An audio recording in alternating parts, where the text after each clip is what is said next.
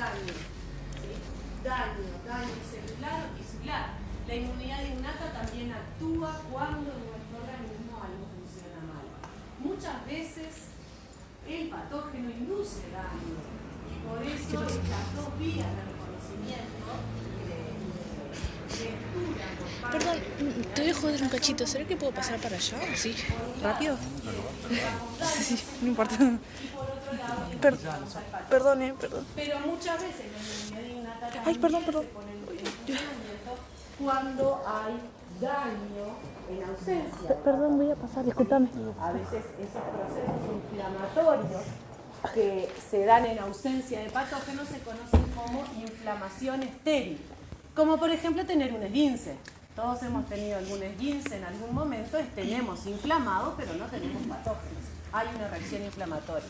Ahí la inmunidad innata está reconociendo el daño celular y tisular que está en nuestro organismo. Gracias. Un poquito de espacio acá, porque si no, no puedo leer.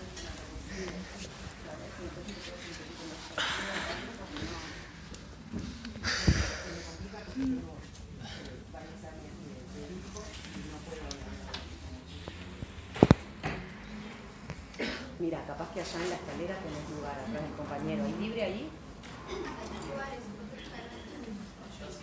Dale, sentate allá. Porque la estoy moviendo porque no me puedo levantar mucho la... Gracias.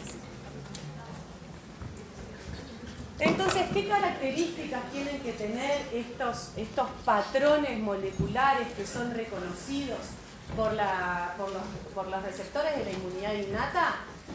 En los patógenos, en el caso de los patógenos, también en el caso de la microbiota, son motivos conservados, por supuesto, porque a la inmunidad innata les interesa reconocer motivos conservados y no motivos que estén cambiando todo el tiempo de los patógenos.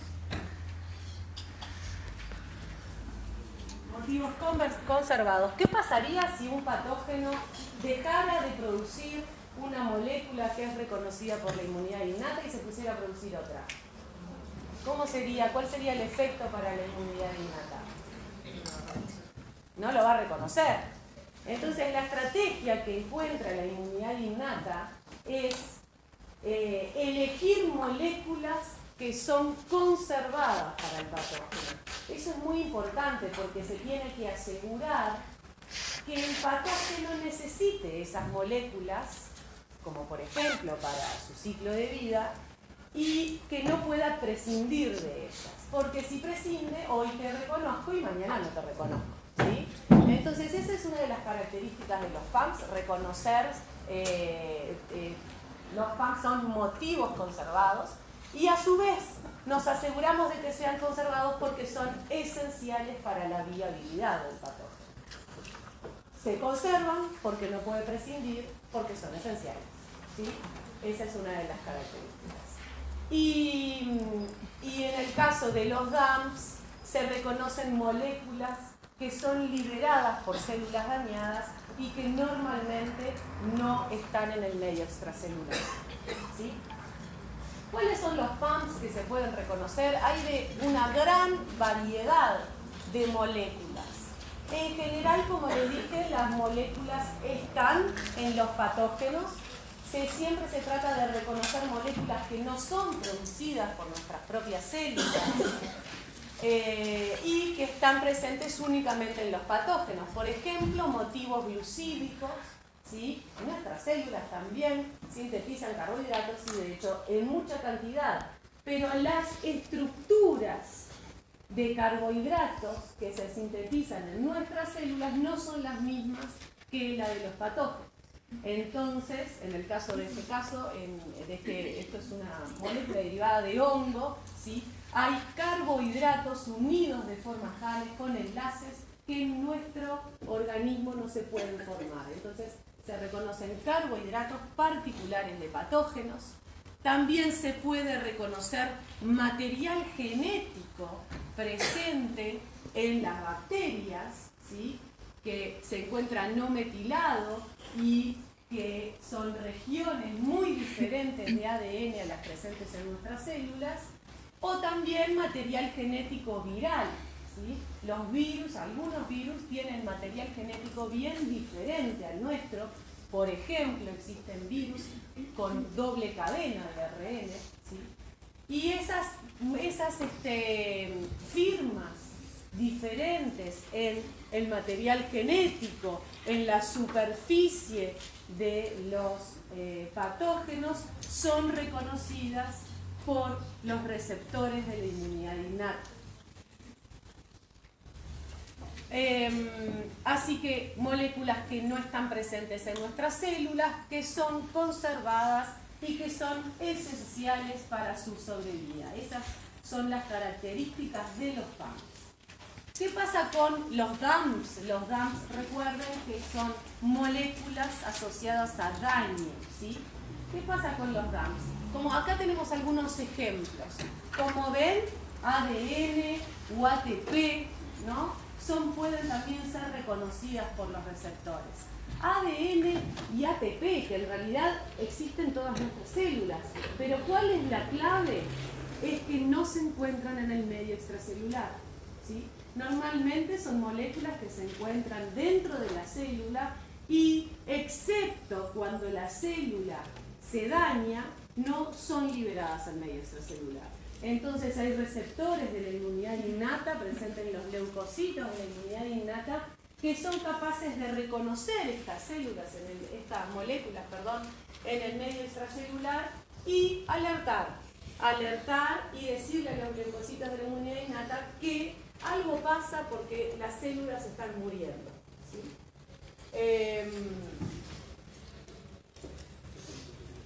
Y luego tenemos a los MAMs, como habíamos dicho, los patrones moleculares asociados a la microbiota, ¿sí? Estuvimos hablando un poco en el caso de ayer. Acá se muestra tanto la microbiota intestinal como la respiratoria asociada a los pulmones, ¿sí? Y la microbiota, las moléculas que producen la microbiota, pueden ser reconocidas por los receptores de la inmunidad innata y de esa forma pueden dialogar con la inmunidad innata. Por ejemplo, en el caso del tracto gastrointestinal, tenemos la microbiota normal, la fisiológica, pero de repente viene un patógeno y trata de instalarse. La microbiota reconoce, las bacterias del intestino reconocen la presencia de ese patógeno. Y entonces empiezan a producir moléculas que en ausencia del patógeno no producen. Y esas moléculas son las que reconocen los receptores de la inmunidad innata, ¿sí? Y son moléculas que normalmente no producen, pero comienzan a producir para avisarle a la inmunidad innata que hay un patógeno y que es una señal de peligro que tenemos que tratar de eliminar. Entonces, todas estas moléculas PAMs, MAMs y DAMs son reconocidas por los receptores y, como les dije, el grupo de receptores de la inmunidad innata se conoce como los receptores de reconocimiento de patrones, ¿sí? Patrones moleculares en la microbiota de daño o de patógeno, ¿sí? Fue RR, lo van a ver mucho, así, o en la sigla en español, también al revés. Y entonces estos receptores son específicos. El reconocimiento es completamente específico, pero como vamos a ver ahora, su especificidad es limitada, ¿sí? Pero el reconocimiento es totalmente específico. ¿Cuáles son las características de este reconocimiento por parte de los receptores de la inmunidad innata? Bueno, están en primer lugar codificados por la línea germinal. Esto es una gran diferencia que tenemos con los receptores de la inmunidad adaptativa. ¿Qué significa esto? Que el mismo receptor va a estar presente en las mismas células y en diferentes células de la inmunidad innata, ¿sí? Por ejemplo, para ilustrarles un poco lo que significa esto, tenemos receptores que se conocen como TLR, ¿sí? Imaginemos dentro de los TLRs el TLR4. El TLR4 va a ser expresado por macrófagos, por neutrófilos, por células dendríticas o por granulocitos. Y es el mismo TLR4 para todas esas células. ¿sí? Esto es una gran diferencia con lo que ocurre con los linfocitos T y los linfocitos B. Cada clon de linfocitos T y B expresa un receptor diferente, ¿sí? Esto no es así para la inmunidad innata. Por eso es que decimos que su especificidad es limitada. Es el mismo receptor para varias células. Sin embargo, hay varios tipos de receptores que dicen acá, los vamos a ver en conjunto durante la clase. TLR, CLR, CNLR, hay varias familias y dentro de esas familias hay varios miembros de receptores. Pero son todos estos mismos receptores que se expresan en todos los leucocitos de la inmunidad innata. Entonces, dentro de esos leucocitos tenemos monocitos, macrófagos, neutrófilos, las células natural killer y otra característica es que bueno, la distribución no clonal es lo que les acabo de explicar en contraposición con los linfocitos T y B, que todos son clones diferentes con receptores diferentes. En este caso esto no es así, todas las células tienen el mismo receptor que es idéntico. ¿Qué es lo que hace el reconocimiento por estos receptores? Varios efectos, y no todos los receptores generan el mismo efecto. Eso de alguna forma es lo que le permite al sistema inmune innato registrar patógenos diferentes, registrar características diferentes de patógenos. Algunos inducen cascadas de señalización, ¿sí? Cascadas de señalización intracelulares que envían mensajes. Otros pueden facilitar la captación de microorganismos patógenos, ¿sí? Otros median la internalización de microorganismos patógenos. Así que algunos hacen las dos cosas, otros hacen una de las cosas. El reconocimiento de receptores también favorece el reclutamiento de leucocitos. Eso ya lo vimos ayer, cómo las quimoquinas son capaces de favorecer la migración leucocitaria. Esas quimoquinas se sintetizan gracias al reconocimiento de los patógenos o de la microbiota o de las señales de daño por parte de estos receptores. El efecto es que los leucocitos producen quimoquinas y esto ayuda y favorece el reclutamiento de leucocitos. Y una característica que es común, que ya se las dije, pero la quiero resaltar, que el comportamiento de estos receptores es variado. No todos se comportan iguales, no todos inducen el mismo efecto. Y muchos de ellos todavía no se encuentra bien identificado cuál es el efecto que induce.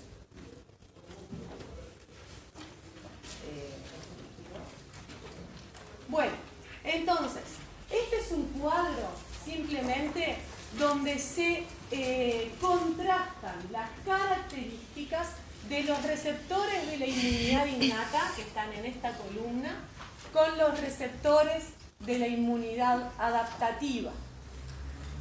Una característica esencial era la que les decía de que los receptores de la inmunidad innata se encuentran codificados por la línea germinal y no son clonales, mientras que los receptores de la inmunidad adaptativa, los anticuerpos que están aquí solubles o los anticuerpos que están en la membrana del linfocito B, que se llama receptor de la célula B, o en la membrana esa de la célula T, que se llama receptor de la célula T, esos son todos clones de linfocitos. Cada linfocito expresa, cada clon de linfocitos expresa un receptor con una especificidad diferente. Por eso es que se dice que su distribución es clonal. Y esta especificidad se genera por recombinación genética a nivel somático, bien diferente a lo que sucede con los receptores de la inmunidad innata que se codifican a partir de la línea germinal.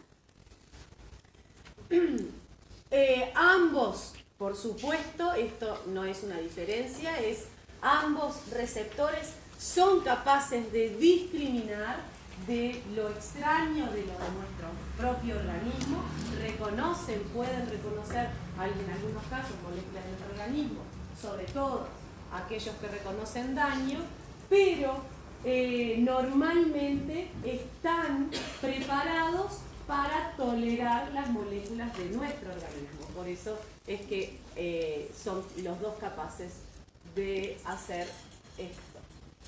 Bueno,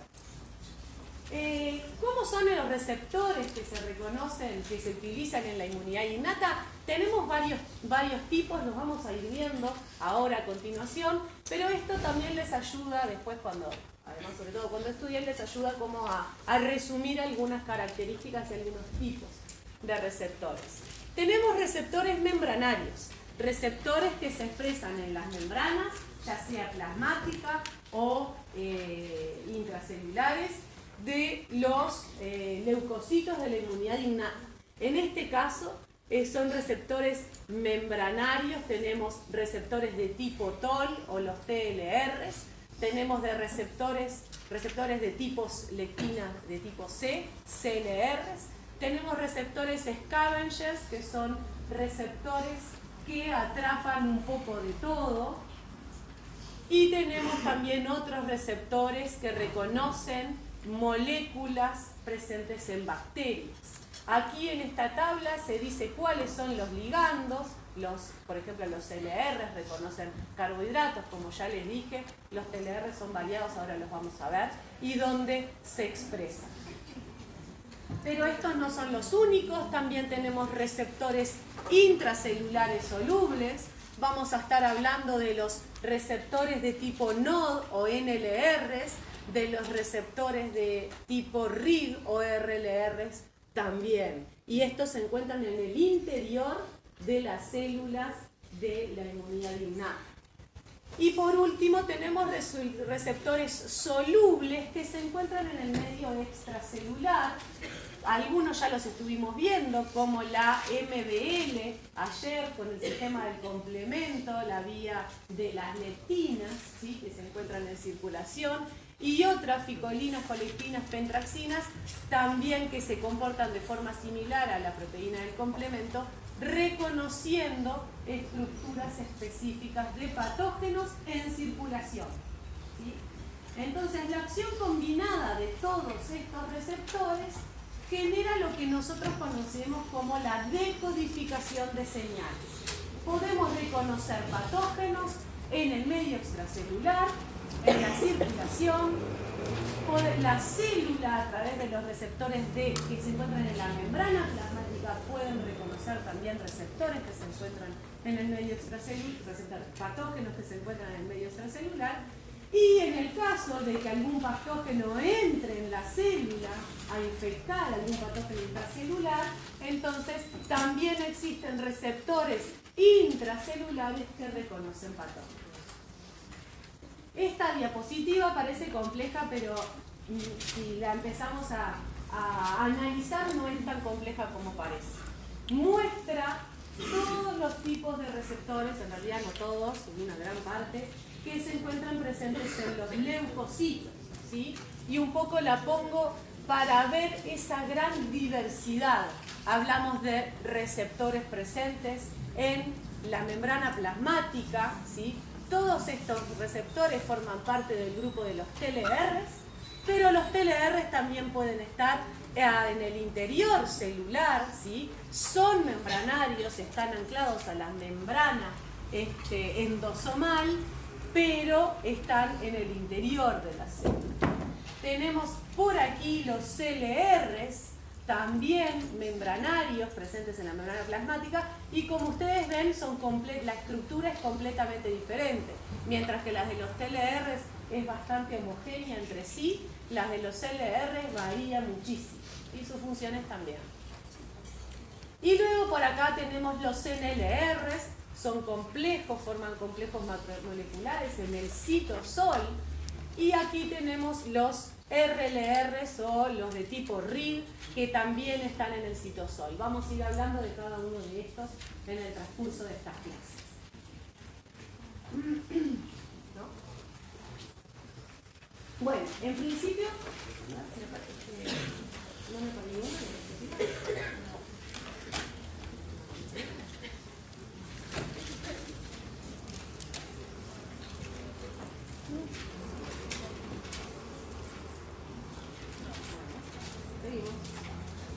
Entonces vamos a empezar 2 TLR, sí. Yo ayer había una que tenía 2, en vez de un círculo tenía 2 y 2 TLR. Solo te comiste una positiva. Ah, ¿una diapositiva? ¿Una diapositiva decís? Sí. ¿Antes que está? Sí, antes no. Ah, esta es la que estaba buscando y la que no encontraba. Entonces, esto es un poco lo que hacen en su conjunto los receptores, ¿sí? Pueden facilitar o mediar la internalización de patógenos. No todos los receptores hacen esto, pero algunos se adhieren a los patógenos y los internalizan, ¿sí? Así que este es un mecanismo alternativo para ingresar patógenos, alternativo, por ejemplo, la fagocitosis, para ingresar patógenos al interior de la célula. Otros desencadenan cascadas de señalización. Ahora vamos a ver la complejidad de estas cascadas de señalización intracelulares. Y todos ellos en general activan funciones antimicrobianas por parte del leucocito a través de la síntesis de moléculas. El mensaje que transmiten los receptores, sobre todo a través de estas cascadas de señalización, es empezar a sintetizar moléculas determinadas, y esas moléculas determinadas están asociadas a las características biológicas del patógeno. No se sintetiza cualquier molécula porque sí, sino que algún receptor que reconoce, por ejemplo, específicamente moléculas en hongos, va a producir moléculas que van a ser más efectivas para eliminar los hongos, ¿sí? Y bueno, lo otro que también hay que saber es que un patógeno no es reconocido únicamente por una molécula, por un lugar, por un receptor. Un patógeno en general provee varias moléculas para ser reconocidas por diferentes receptores, lo cual hace que toda esta integración de señales sea más compleja. Nosotros vamos a tratar de simplificarla viendo lo que hacen los receptores individualmente.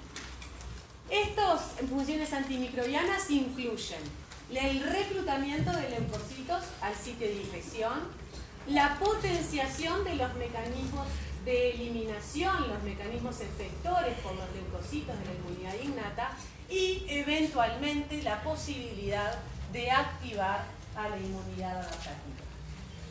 Entonces vamos a empezar por los TLRs, a describir qué es lo que hacen, qué es lo que los reconoce, qué es lo que reconocen y cómo funcionan. Los TLRs son membranarios. Aunque estén en la superficie de los leucocitos o en el interior, siempre están anclados a membranas, ¿sí? Y tienen dos dominios. Un dominio citosólico, citosólico, que es o globular, que es este que está aquí, y que es el dominio que señaliza, activa vías de señalización. Y luego tenemos un dominio extracelular, o en el caso de las vesículas endosomales, que apunta hacia el interior de las vesículas endosomales, que es el dominio que une las moléculas de patógenos, ¿sí? Así que por este dominio une ligandos y por este dominio señaliza. Este siempre está hacia el citosol porque necesita de las proteínas adaptadoras y mediadoras de la cascada de señalización. Los TLR nunca están de forma individual. Siempre se encuentran bajo forma de dímeros, como puse acá, que pueden ser homodímeros, por eso al principio la figura salía celeste. Homodímeros significa que son dos moléculas del mismo TLR que están asociadas, o heterodímeros, dos moléculas de TLRs diferentes, ¿sí? Por ejemplo, el TLR4 siempre está con el TLR4, siempre está asociado con una molécula, o sea, son dos moléculas del mismo TLR. Y otros TLRs, el TLR2, siempre está asociado con el TLR6. No importa, solo para decirles que siempre están bajo forma de dímero. ¿Algo pasó? Ahí. Bueno, y entonces, ¿qué es lo que estos TLRs unen? ¿Cuáles son sus ligandos? En esta diapositiva se muestran los TLRs que están en la superficie de la célula, anclados a la membrana plasmática, ¿sí? Por ejemplo, el TLR1 con el TLR2, recién les hablé del TLR2 con el TLR6, y también tenemos los TLR que se encuentran anclados en la membrana endosomal. Y observen que el dominio globular siempre es citosólico. Este de aquí es la región que une ligandos. Y como ven acá, en todos los casos en la vesícula endosomal, dice ARN o ADN, ¿sí? Los receptores TLR que están en las vesículas endosomales reconocen material genético de patógenos, ¿sí? Mientras que los receptores que se encuentran en la membrana plasmática reconocen moléculas que en general están a disposición de los leucocitos, moléculas que se encuentran en la superficie de los patógenos, ¿sí? Como por ejemplo el lipopolisacárido o LPS es un complejo de lípidos unidos a carbohidratos, ¿sí? Y que está anclado en la membrana de varias bacterias. Péptidoglicano también es otro tipo de complejo glucídico, o lipopéptidos, el TLR1 reconoce lipopéptidos, proteínas que están conjugadas a lípidos, y estas moléculas, recuerden que son únicamente sintetizadas por patógenos. El TLR5 reconoce flagelina para reconocer a los patógenos flagelados, parásitos o bacterias flageladas. Y esto de acá, el 2 y el 6, también reconoce lipopéptidos. Así que el común denominador aquí son moléculas que se encuentran en la superficie o en los flagelos de los patógenos, y en este caso moléculas que se encuentran en el material genético de patógenos. ¿Por qué les parece que la inmunidad innata eligió esta división de reconocimiento de moléculas? Es un poco obvio, ¿no?, que los que están mirando hacia el medio extracelular reconozcan moléculas que se encuentran presentes en la superficie celular del patógeno. Eso está claro, ¿no? Pero la pregunta es, ¿por qué estos reconocen material genético? Porque cuando se ve el lisosoma va a degradar. Muy bien, lo que dice el compañero es que cuando los patógenos pueden ser internalizados, son internalizados a través de vesículas. Y en esas vesículas, muchas veces a través del proceso de la fagocitosis y degradación, hay liberación de material genético del patógeno. Y es así que tenemos estos receptores que reconocen este material genético para poder amplificar la vía de deseñalización. Además, recuerden que existen patógenos intracelulares, ¿sí? Y esos patógenos intracelulares tienen que ser reconocidos dentro del interior de la célula. Bueno, vamos a ver entonces qué es lo que pasa con los TLRs. Acá tenemos unos ejemplos de TLRs en las membranas plasmáticas y en la membrana de la vesícula endosomal. Entonces, vienen patógenos, algunos patógenos dan ligandos a los TLRs que se encuentran en la membrana plasmática, y otros patógenos dan los ligandos del material genético a los que se encuentran en la vesícula endosomal. Entonces, ¿qué es lo que pasa ahora? Hay un cambio conformacional en el dominio globular de estos receptores una vez que unen su ligando, y eso hace activar proteínas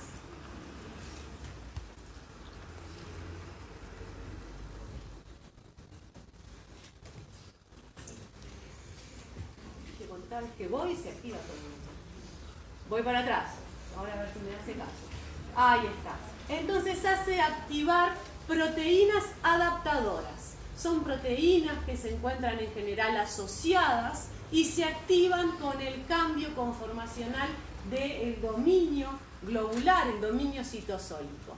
Estas proteínas adaptadoras van a comenzar una cascada de señalización intracelular basada en la fosforilación, ¿sí?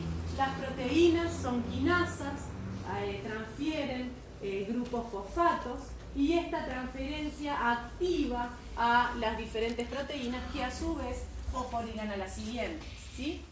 Entonces, luego de esta cascada de señalización, lo que termina sucediendo es, ya sea cualquiera de estos TLRs, es la activación de factores de transcripción. ¿Qué hacen los factores de transcripción? Promueven la transcripción génica, ¿sí? O sea, la expresión de genes para la posterior síntesis de proteínas. Los factores de transcripción tienen que ir al núcleo. ¿Por qué? Porque deben unirse a secuencias promotoras del ADN específicas. No se unen a cualquier parte del ADN, sino a las secuencias promotoras de las moléculas que al leucocito le interesa sintetizar, ¿sí? Entonces, este factor de transcripción se activa, se transloca al núcleo y empieza la transcripción génica. ¿Y qué es lo que promueve esa transcripción génica? Por un lado, promueve la expresión de moléculas de adhesión endotelial, así como de quimoquinas, ¿sí? Estas moléculas de adhesión endotelial son esenciales para que los leucocitos extravasen, salgan de los vasos y ingresen a los tejidos. Y en el caso de las quimoquinas ya dijimos que son las moléculas que por atracción química, por quimiotaxis, atraen los leucocitos al sitio de infección. De esta forma, a través de la expresión de este tipo de moléculas, se promueve el reclutamiento celular, el reclutamiento de leucocitos al sitio que necesita atención, sitio de infección o de daño celular. Por otro lado, promueve la expresión de citoquinas proinflamatorias, citoquinas que van a favorecer la respuesta inflamatoria, ¿sí? Ayer vimos algunas de ellas, IL-1, TNF-alfa, IL-12, y en este caso, sobre todo, se promueve la de la IL-12, IL-6 y TNF-alfa con los TLRs. Y esto potencia los mecanismos efectores de los leucocitos innatos, potencia el mecanismo de eliminación del patógeno. Por ejemplo, haciendo que los macrófagos tengan una fagocitosis aumentada, ¿sí? Por este mecanismo se favorece y se potencia las moléculas que participan en ese proceso de fagocitosis para favorecer el daño del patógeno. Por otro lado, se producen otro tipo de citoquinas que se conocen con el nombre de interferones, ¿sí? Vamos a hablar mucho de los interferones en el transcurso de las clases de inmunología, pero en este caso, a no confundir, hay muchos tipos de interferones, hablamos del interferón de tipo 1, ¿sí? El interferón de tipo 1 está compuesto por los interferones alfa y beta, ¿sí? Estos interferones son interferones de la inmunidad innata. A no confundir con el interferón gamma que participa sobre todo en la inmunidad adaptativa, ¿sí? Así que también se pueden sintetizar el interferón alfa, el interferón beta, que tienen ambos una función antiviral muy eficaz. Son muy eficaces para limitar la replicación viral.